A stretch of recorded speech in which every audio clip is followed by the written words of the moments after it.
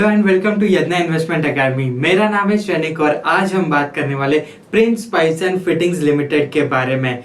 ये जो कंपनी है, जैसे कि उनका नाम सजेस्ट करता है, प्लास्टिक पाइप्स के बिजनेस में ये कंपनी ऑपरेट करती है। तो एक ब्रीफ एनालिसिस आपके सामने आज हम प्रेजेंट करने वाले, तो आइए शुरू करते हैं। ये जो प्लास्टिक पाइप्स की जो इंडस्ट्री है वो लगभग 40,000 करोड़ की इंडस्ट्री है एज ऑफ FY23। एंड अगर आप FY19 की बात करें तो लगभग 30,000 की इंडस्ट्री हुआ करती थी। और आगे जो आने वाली जो ग्रोथ है इस इंडस्ट्री में वो लगभग 12 to 13% की ग्रोथ एक्सपेक्टेड है इन द कमिंग टाइम्स। अगर हम इस इंडस्ट्री के मार्केट लीडर्स की बात करें तो सुप्रीम इंडस्ट्रीज इस सेक्टर का मार्केट लीडर है विद 12% ऑफ मार्केट शेयर। आशीर्वाद पाइप्स जो एक प्राइवेट कंपनी है वो 10% के साथ सेकेंड लार्जेस्ट प्लेयर है इस इंडस्ट्री में। Astral pipes and Finolex industries 8% 7% के मार्केट शेयर पे है ये दोनों। And then comes Prince pipes जो इस इंडस्ट्री की 5th लार्जेस्ट कंपनी है। लगभग 6% का मार्केट शेयर है टोटल इंडस्ट्री में इस कंपनी का। अगर हम ब्रेकअप देखें कि कहाँ से डिमांड आती है इस इंडस्ट्री में, तो लगभग 45 to 50% is the irrigation demand. Agriculture related जो एक्टिविटीज है, इरिगेशन के लिए जो पाइप्स यूज होते हैं वो 45 to 50% रेवेन्यू जनरेट करते हैं इस इंडस्ट्री में।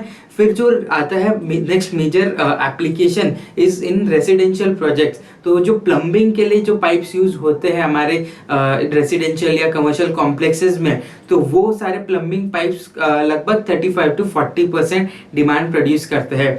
देन 10 to 15% सीवरेज पाइप्स से आता है demand and some other application से लगभग 5% का डिमांड आता है इस इंडस्ट्री का।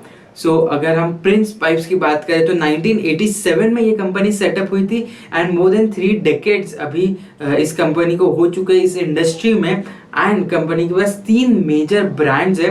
प्रिंस जो इनका ओरिजिनल खुद का होम ब्रांड है वो एक है। देन इन्होंने केम्प्लास सनमार्क ग्रुप जो है उनसे ट्रूबोर को एक्वायर किया था। तो 2012 में एक्विजिशन हुआ था ट्रूबोर का। एंड अभी रिसेंटली कंपनी ने लुब्रिजॉल जो एक इंटरनेशनल कंपनी है, तो लुब्रिजॉल से इनके साथ इन्होंने यहाँ पे टाई अप किया है। लुब्रिजॉल के साथ बेसिकली ये लोग CPVC पाइप्स बनाते हैं under the brand name of flow guard plus. ये ऐसा कंपनी के मेजर 3 ब्रांड्स है। अगर हम कैटेगरीज की बात करें कि कंपनी किस किस कैटेगरी में है, तो पाइप्स एंड फिटिंग्स में तो कंपनी है ही। एंड साथ ही साथ वाटर टैंक, पाइप वाली जो भी कंपनीज आप देखोगे मेजर कंपनी वो वाटर टैंक्स तो बनाती है, बिकॉज काफी सिमिलर लाइन ऑफ बिजनेस है। सबसे क्लोजेस्ट एडजेसेंसी अगर कोई आती है प्लास्टिक पाइप के लिए तो that is water tanks. Company water tanks में भी है। एंड अभी जून 2023 में ही कंपनी ने अपना बाथवेयर रेंज लॉन्च किया है। फॉसेट, सैनिटरीवेयर, शावर सिस्टम्स, ऐसे सभी प्रोडक्ट्स ये लोग यहाँ पे बेच रहे हैं।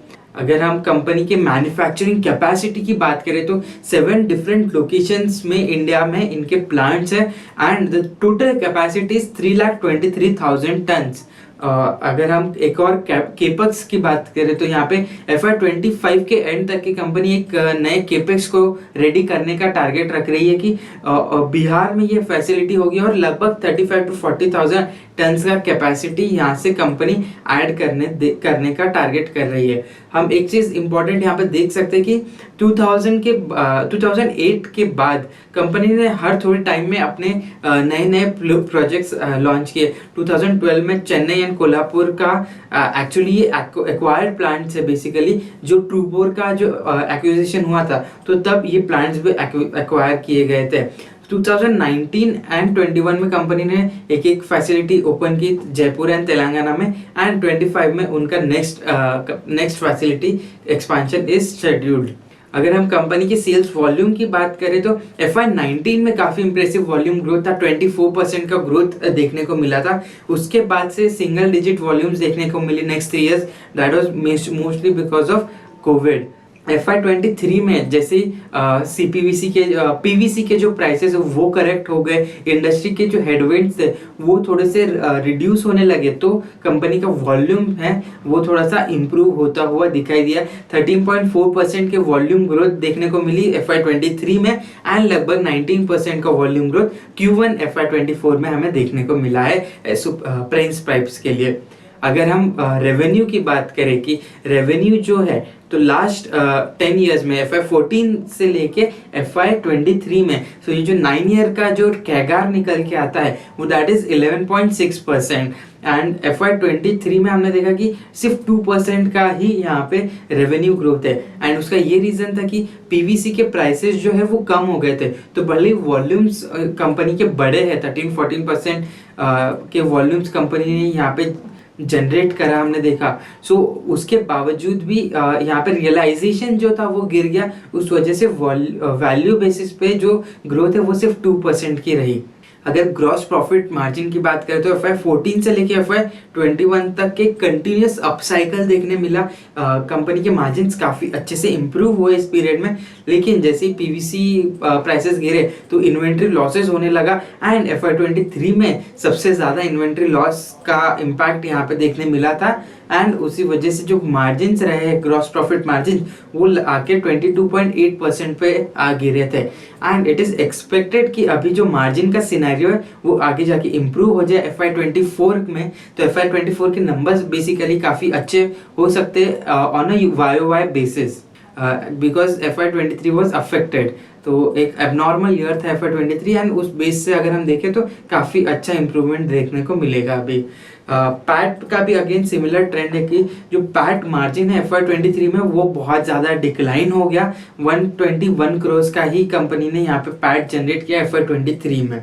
अगर हम फिर भी पैट का कैगार देखें तो FY14 से लेके FY23 में despite such a bad year जो कंपनी का कैगार निकल के आता है वो 15.6% पे। एंड अगर ये नॉर्मलाइज लेवल होते तो ये CAGR लेवल का जो नंबर है ये काफ़ी बड़ा दिखाई देता था।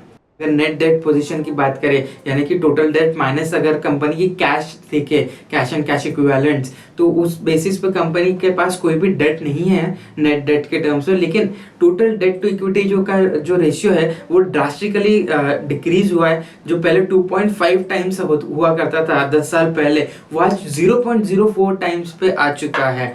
तो एंड इसी के साथ साथ इंटरेस्ट कवरेज रेशियो भी इम्प्रूव हुआ है। लगभग 16 टाइम्स का इंटरेस्ट कवरेज रेशियो FY23 में था कंपनी का। तो वैल्यूएशंस की बात करते हैं, लगभग 7,000 करोड़ का मार्केट कैप है। जो करंट मार्केट प्राइस है 630 रुपीज़ के आसपास ये स्टॉक प्राइस ट्रेड हो रहा है। एंड अगर हम TTM पैट देखते हैं तो कंपनी का लास्ट 12 मंथ्स के जो पैट है, यानी कि Q2 FY24 से 23 से लेके Q1 FY24 तक 125 करोड़ का पैट यहाँ पे कंपनी ने लास्ट 4 क्वार्टर्स में किया है। PE रेशियो जो है वो लगभग 58 टाइम्स के आसपास आ गया है, लेकिन जो 3 ईयर मीडियन PE है वो सिर्फ 30 टाइम्स है। तो ये जो PE रेशियो है वो इन्फ्लेटेड इसलिए दिख रहा है बिकॉज जो प्रॉफिट मार्जिन है हमने देखा FY23 में 4-5% का ही मार्जिन रहा है। तो वो प्रॉफिट इम्पैक्ट होने की वजह से बॉटम लाइन जब इम्पैक्ट हुआ इसलिए PE रेशियो डबल दिख रहा है बिकॉज प्रॉफिट्स आधे हो गए थे। अगर हम नॉर्मलाइज्ड लेवल की बात करें तो ये PE रेशियो लगभग 30-32 के आसपास होने चाहिए। लेकिन अभी जैसे ही Q2 का रिजल्ट आएगा तो ये PE रेशियो में करेक्शन देखने को मिलेगा बिकॉज जो लास्ट वाला Q2 था, Q2 FY23, वो एक नेट लॉस वाला ही क्वार्टर था। वो हटके एक अच्छा क्वार्टर अगर यहाँ पे आता है तो ये PE रेशियोज काफ़ी करेक्ट होते हुए दिखाई देंगे। PB रेशियो के टर्म्स है 5.83 टाइम्स से कम के अपने बुक वैल्यू पे ये स्टॉक ट्रेड करता है। एंड EBITDA में 27 टाइम्स पे। सो ये भी थोड़ा सा एक हायर नंबर है। और इस कंपनी ने 19.4% का रिटर्न दिया है इन लास्ट 1 ईयर। तो this was all about Prince pipes. एक ब्रीफ एनालिसिस हमने आपको यहाँ पे प्रेजेंट किया है। अगर आपको इस कंपनी का एक डिटेल्ड एनालिसिस चाहिए, सारे ही फैक्टर्स का एक डिटेल्ड एनालिसिस, पूरा 5G जो हमारा मॉडल है उसके बेसिस पे हमने एक डिटेल्ड एनालिसिस हमारे स्टॉकोमीटर प्लस पे ऑलरेडी इसे अपलोड कर दिया है। तो please do visit our investYadnya.in website and और फंडामेंटल एनालिसिस के लिए यदना इन्वेस्टमेंट अकेडमी के साथ बने रहिए। Thank you.